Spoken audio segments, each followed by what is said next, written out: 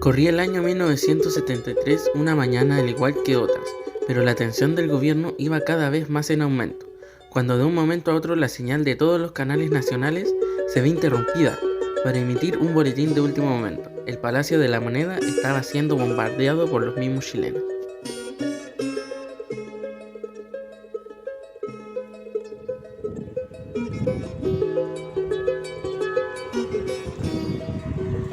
Hoy hablaremos sobre uno de los temas más controversiales en Chile, la dictadura militar, producida el 11 de septiembre de 1973 y acabada en 1990, donde se recuperó la democracia. Este fue uno de los periodos más oscuros para Chile, en el que afectó a millones de personas. Aún se conservan testimonios y algunas imágenes sobre esto. Hoy las analizaremos. Veremos la vida de un par de personas que pasaron por este oscuro momento. Descubriremos cómo el régimen de Augusto Pinochet encabezó este atentado. Acompáñenos.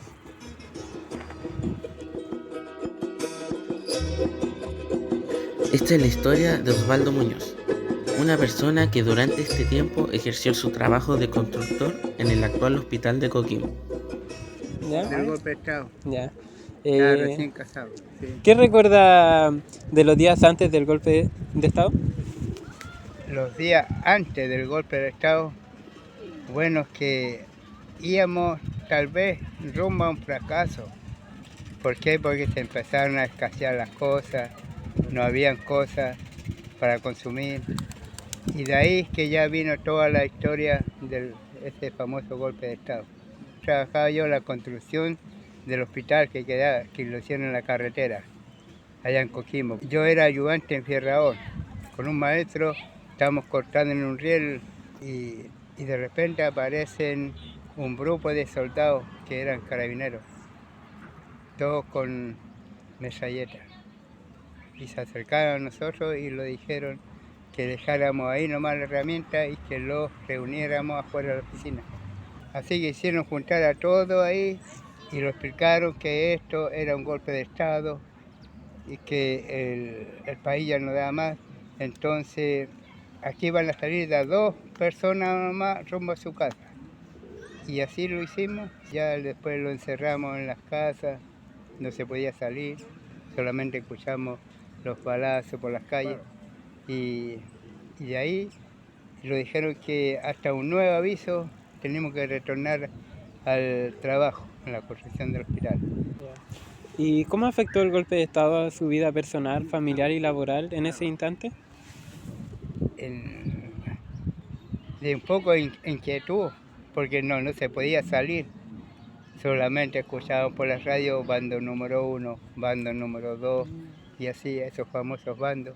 Es que hubo mucha controversia también en el trayecto del gobierno de Salvador Allende, porque recuerdo yo que el presidente del sindicato trabajaba ahí en la construcción del hospital donde trabajaba yo y tenía el avar él de decir, compañero, cerraron todo el comercio en Coquimbo, así que vamos a parar la obra y para ir a abrir esos comercios y llevaba alicate para abrir los candados, todo, y eso no se podía hacer. Y porque no me gustaban esos tipos así, no. Y así que, y al final ya pasó lo que pasó, el golpe de Estado, a él lo metieron preso. Lo de antes no estoy muy de acuerdo, porque yo nunca gané plata y nunca me hacía dar trato en la construcción, solamente al día a día. Y allá nos daban vuelta la hueá, oye, ahí teníamos armas. Ya mierda. Y después yo estaba de tardero y ahí tenía que ir a trabajar. Y eso es lo que pasó, pues, y mataban cualquier viejo. Los castigaban. ¿Y usted presenció alguna violación a los derechos humanos? No los presencié. Sí estuve un poco de temor, porque llegó el ejército allá a la construcción del hospital. Llegó en ese tiempo habían desaparecido 2 niños por ahí por los tanques de Guayacán. Y llegaron los militares y recogiendo información. Y justo que me tercero yo y me recogen a mí y dije, oiga, usted muchos años que vive acá. Sí, le dije yo, soy del año 47 nacido, le dije yo. Yo hice el servicio en Calama, le dije yo, por 2 años. Pero resulta que, y se me ocurre decir a mí, por eso es malo de hablar así, porque se me ocurre decir a mí, pero usted no ha escuchado informaciones de los niños esos que desaparecidos. Mire, yo siempre bajo al sector Empalme y ahí escuché un comentario de unos niños que andaban por ahí por los tanques del agua. Y qué más. Entonces, ya de ahí recogieron los datos míos y después fueron a la oficina y dijeron, oiga, la personalidad de esta persona que lo entrevistamos, ¿es de algún partido? No, este niño que yo lo conozco, no, le dijo el jefe de obra. No, este niño no, parece que no es de ningún partido. Ah, ya, lo vamos a estudiar. Y entonces después ya se retiraron ellos y dijeron, me mandaron a llamar de la oficina, me dijeron, yo, ¿cómo se te ocurrió de hablar tantas cosas? ¿Por qué, jefe? Pero te ficharon y te llevaron para el regimiento. Y de ahí fue un drama para mí que no podía dormir en las noches, ya veía ya que la patrullera llegaba a la casa mía, allá en Coquimbo, y resulta que no podía dormir, psicológicamente no podía dormir. Pasó el tiempo y ya quedó en nada la cosa. Y hasta el final el resultado de esos niños desaparecidos no sé en qué quedó. ¿Y qué sentimiento le provoca recordar el golpe de Estado? Sentimiento que psicológicamente a muchas personas la agredieron psicológicamente porque siempre las personas pensando, estaban durmiendo, sentían balazos. Entonces es una psicosis eso del vivir de las personas. Claro. Y es como un mal recuerdo. Podemos aprender, tratar de hacer las cosas bien, al menos los nuevos gobernantes, que ya tengan una experiencia para que esto nunca más suceda en Chile. Durante la dictadura se registraron 40.179 víctimas, entre asesinados, desaparecidos, presos políticos y torturados. Como el de Osvaldo, hay miles de testimonios más que muestran y narran lo complicado que fue ese periodo para Chile. Nos contactamos con un expresidente sindicalista, Rogelio Barras, el cual nos contará cómo vivió este proceso. Hoy abriremos un capítulo en la memoria de Rogelio Barras y su rol durante este periodo. En septiembre del 73 vivíamos en un pequeño campamento llamado La Mina Vieja. Bueno, las cosas se veían complicadas porque en septiembre había estado un tanquetazo que se había dado en el tiempo de agosto, que fue la primera oportunidad, o el primer intento por derrocar el gobierno democrático electo por el pueblo chileno de esa época. El país vivía un poco la tensión que había porque la parte poderosa económica del país dominaba la parte comercial. Ya sea donde más le dolía al pueblo, al trabajador, a la dueña de casa, incluso hasta el estudiante, era el abastecimiento del huile, de los alimentos. Entonces, para poder adquirir todo eso, había que hacer muchas filas, colas tremendas, para poder adquirir cosas de primera necesidad. El arroz, el fideo, la harina, todo eso, entonces, llevaba a que la gente tenía que hacer grandes colas, grandes filas. E incluso hubo lugares donde la gente se quedaba de un día para otro para poder comprar. Dinero sí había. La economía en cuanto al dinero estaba bueno. Pero me acuerdo yo que había dónde comprar. o si había que hacer una gran lucha para poder llegar y alcanzar a comprarlo.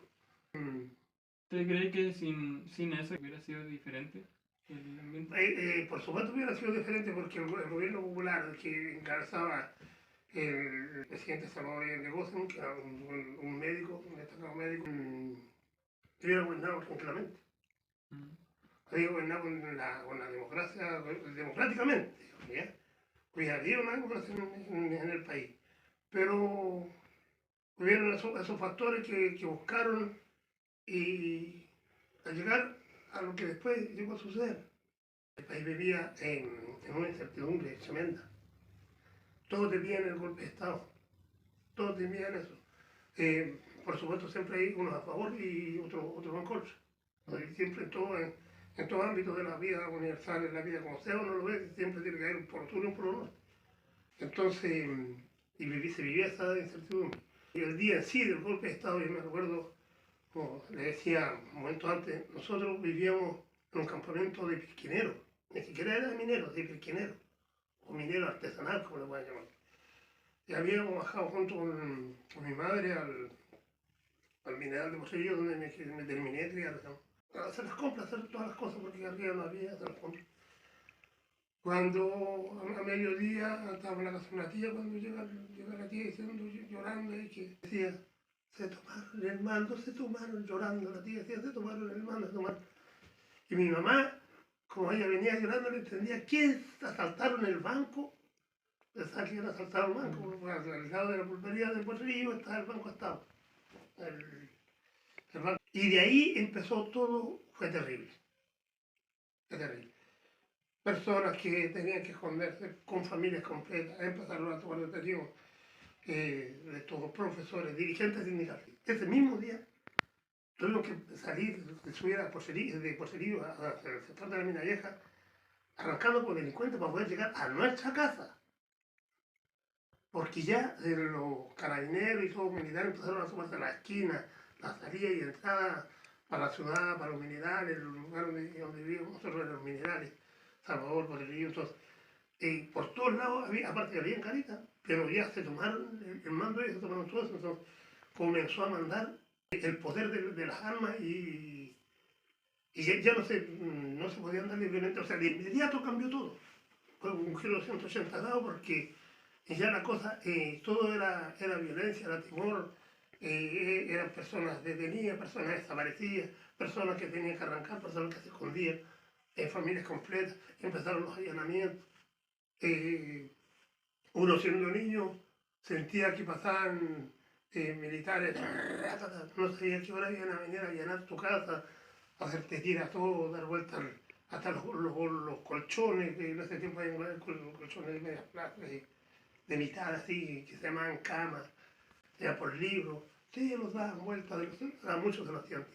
Era terrorífico lo que pasó y lo que estoy viendo, estoy contando es la parte de nosotros, o sea, la parte familiar más que nada. Se prohibieron la formación de sindicatos, se prohibían las reuniones de juntas de vecinos, se prohibieron muchas cosas y de poco se fue dando y a mí me tocó trabajar en un rol orgánico para la lucha contra la dictadura militar. Nuestro mineral, principalmente en Poserillo, la división El Salvador, existían trabajadores de Codelco y los trabajadores particulares que hacían las cosas, los trabajos, digamos, más duros. Todo era más duro para nosotros, que éramos trabajadores particulares, que no contábamos con lo mismo que contaban los trabajadores de Codelco, partiendo de lo más principal, que era la vivienda. Los trabajadores de Codelco tenían su vivienda y el trabajador particular no tenía esos accesos.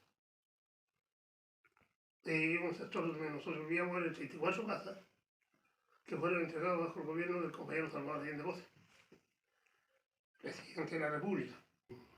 Tengo buenos recuerdos de lo que fue en el gobierno de Salvador Allende, lo que yo alcancé a ver.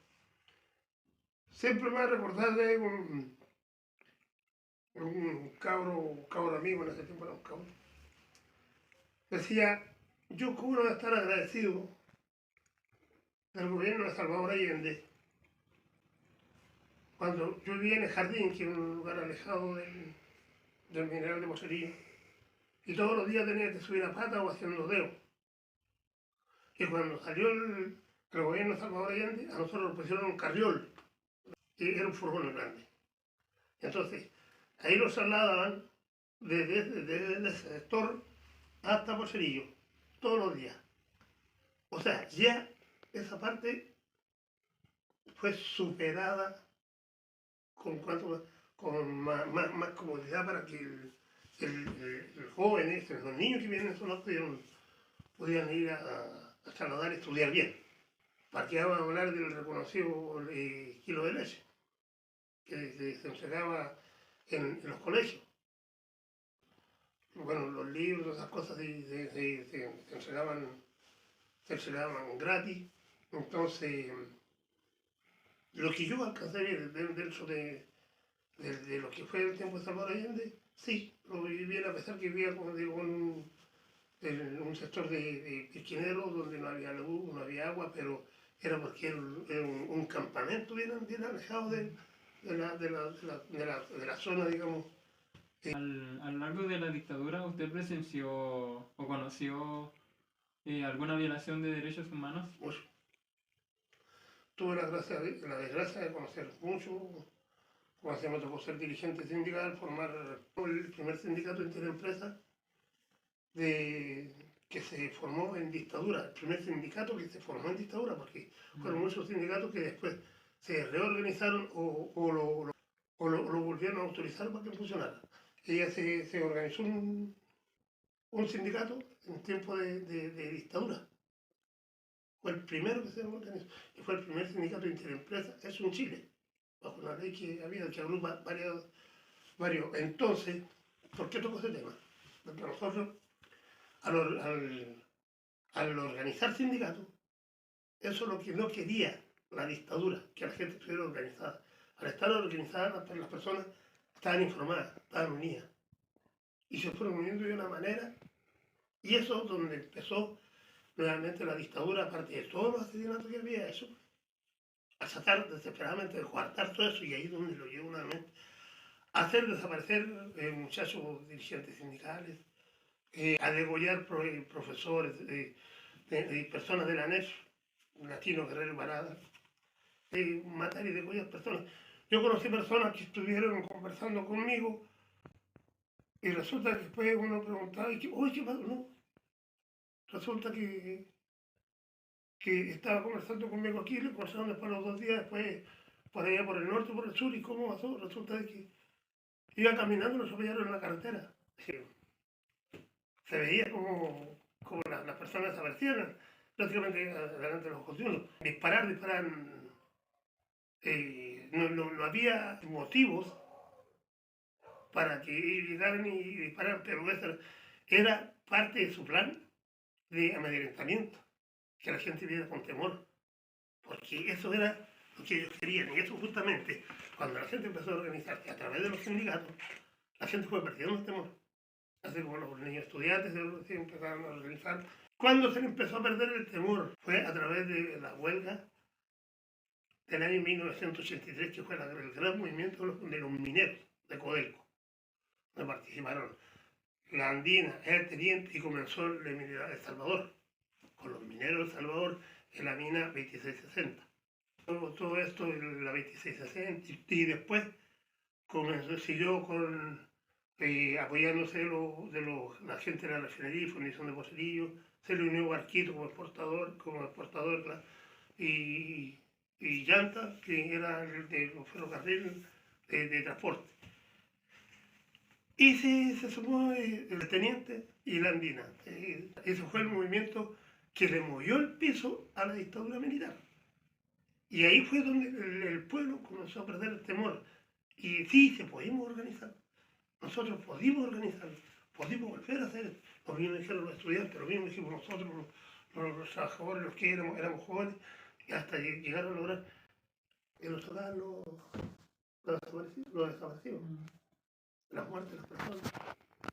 Y esta es una cosa que hace poco me sucedió una sobrina mía. Estaban dando en la televisión ahí los 50 días de Allende. Me dice, mire tío, dijo eso bueno que lo vea usted, me dijo, porque usted que vivió esos tiempos. No, todo lo contrario, decía. Por lo que tú decís, no es necesario que lo vean. Eso es bueno que lo vean ustedes, que no lo vieron. Yo ya lo viví. Es bueno para que ustedes vean y aprendan de lo que realmente pasó, de lo que fue. Se pierde la democracia cuando se pierde la libertad, se pierde el derecho, no solamente la libertad de salir a la calle, el derecho a opinión, se pierde todo. Y yo creo que ahora debemos de cuidar mucho la democracia. O sea, sabemos que la unión hace la fuerza, sabemos de que somos libres de protestar, tenemos derecho a protestar, pero sabemos por qué lo que vamos a protestar y cómo vamos a protestar, porque yo viví las protestas. A mí, claro, en Porfirio Salvador, Diego Almagro, no había semáforos, ¿ya? Pero nosotros cuando protestamos, y yo, a mí como dirigente, era dirigente, andaba en Santiago, andaba acá y allá. Me tocó ser miembro del Comité Central de la Juventud Comunista en tiempos de clandestinidad, o pre-clandestinidad, ya porque ya estábamos un poco más libres, ya hubo vocero de la opinión política de la Juventud Comunista en ese tiempo. ¿Ya? Pero, ¿por qué nombré los semáforos? Porque nosotros, el frente de lucha era otro. Nosotros nunca peleamos contra un semáforo, porque ese semáforo es de nosotros. Nunca peleamos o dañamos al pequeño comerciante, porque ese pequeño comerciante es del pueblo, de nosotros. No es necesario andar quemando los negocios de las personas. A veces pienso que se pierde el foco de la lucha misma para cuidar la democracia. Antes, cuando estaba la dictadura militar, los políticos éramos más familiarizados. O sea, un camarada de la democracia cristiana, un compañero del Partido Socialista, un compañero de Acción Radical, ya todo eso. Compañero, esto, ¿sabes qué compañero? Vamos a hacer esto, esto acá, compañero, no estamos de acuerdo, compañero, vamos. Todos empujamos el carro para el mismo lado. Las diferencias políticas no eran muchas. Para que todo resultara, todos empujamos. ¿Cuál era el objetivo? Era volver a la democracia. Que sepamos que la democracia no es un regalo. La democracia se busca, se gana y sobre todo se cuida. Se cuida. Usted va a decir, pero usted también hizo barricada. Nosotros hacíamos barricada. Claro. En Rancagua, en Santiago, en Talcahuano, una vez me tocó estar en Talcahuano. A propósito, cuando yo andaba en otros lugares y formando juventud comunista, formando juventud revolucionaria, nosotros llamábamos la chapa política. O sea, yo me llamaba, ahora ya se puede decir, mi nombre no era Julián Tal, sino que yo era Ricardo Ramírez. En otro lado era Antonio Julián Tal. Porque esa era nuestra identidad. ¿Por qué usábamos esas chapas políticas, esos nombres políticos? Porque nosotros andábamos sin documentos. Y como éramos perseguidos por la dictadura militar, por la CNI, eran personas rastreras que traicionaban a su pueblo, a su gente. Entonces, ¿qué sucedía? ¿Por qué usábamos esos nombres? Porque yo no podía saber ni de dónde venías tú, si venías de Copiapó, si venías de Coquimbo, si venías de Punta Arenas. Tú lo mismo de mí. Que si a mí me tomaban detenido, me golpeaban, me torturaban, la gran tortura. Yo aunque quisiera, no podía. ¿Por qué? Porque yo decía, ya, tú eres mi compañero, el Roberto. Ya. ¿Y con qué andaba? Ya, con el Roberto. ¿Y de dónde el Roberto? No sé. El Roberto, no sé. ¿Por qué realmente no sabía? Y buscan al Roberto y tú lo llamas a Roberto. Entonces, ahí moría un militante, ahí moría un luchador, ¿ya? Pero se salvaba la cadena de compañeros. Entonces, esa era una lucha organizada.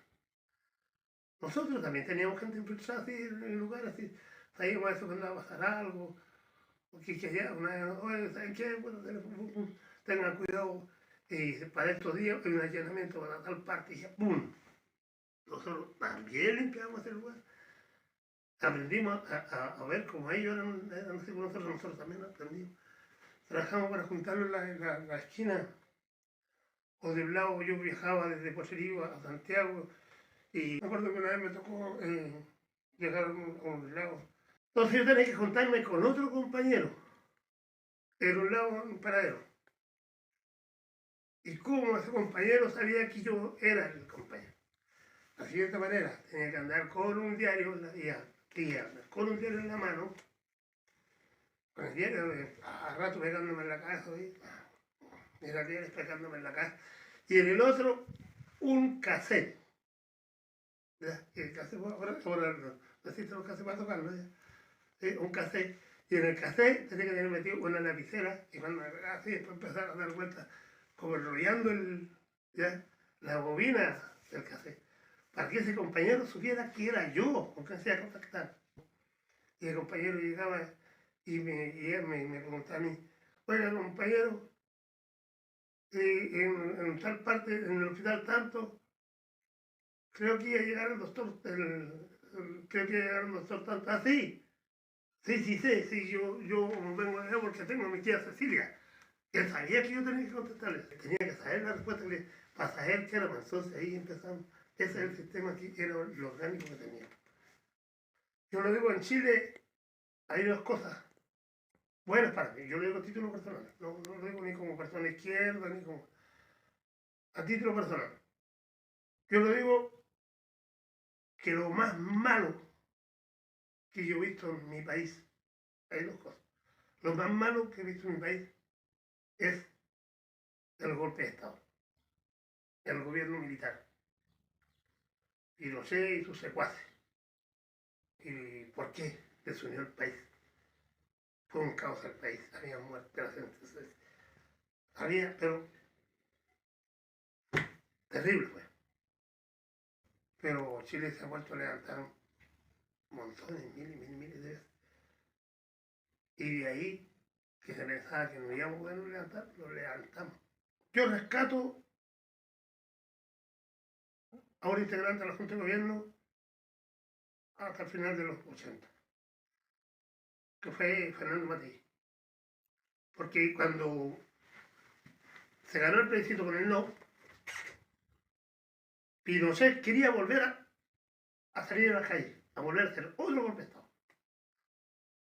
Y él fue el que le dijo no, el de la visión. No, señor, esto sí que no. Eso yo rescato, que por lo menos a este momento tuvimos uno que dijo no.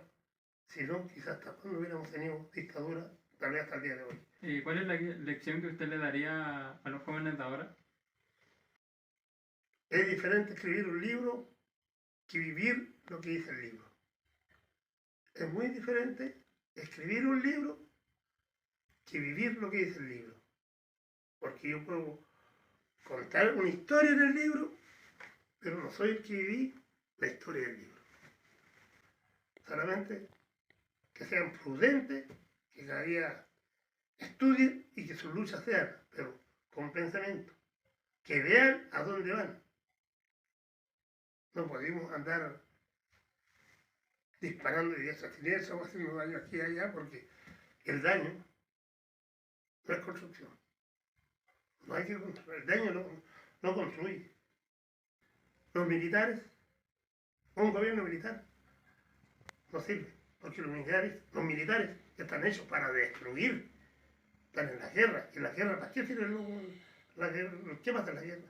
¿Qué hacen los militares en la guerra? Destruyen por los completos, matanza. Hay alguien que dijo una vez, piensa con el corazón ardiente, pero con la mente fría. Eso es lo que tiene que hacer. Ir con el corazón ardiente, pero con la mente fría. Que no lo digo yo, lo dijo alguien Isabel. Y para terminar, ¿podría decir su nombre y su apellido? Claro, mi nombre es Rogelio Barraza Ramírez. Ya. Fui presidente del Sindicato Interempresas de la División de Salvador, dirigente nacional, miembro del Comité Central de la Juventud Comunista en los finales de los años 80. Tuve el privilegio de contar con el secretario general en ese tiempo de nuestro partido, Lautaro Carmona, el actual presidente del Partido Comunista de Chile, y haber compartido con la compañera Clarín Marín, también ex secretario general del partido, y con varios compañeros militantes que ya he tenido con la compañera Julieta Camposano y varios compañeros con el corazón ardiente y la mente fría.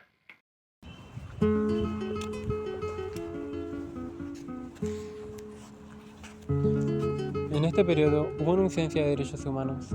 Se violaron sistemáticamente los derechos humanos de los ciudadanos. Fueron notables algunas prácticas inhumanas, como torturas, violaciones o incluso asesinatos. Se puede decir que hubo un control en los medios de comunicación. Se clausuró cualquier medio de comunicación que no tuviese una vista positiva del régimen. ¿Fue justificada esta práctica? ¿Generó algún beneficio para la sociedad y para la economía? Eso queda en la perspectiva de cada uno, y como seres humanos debemos respetarla.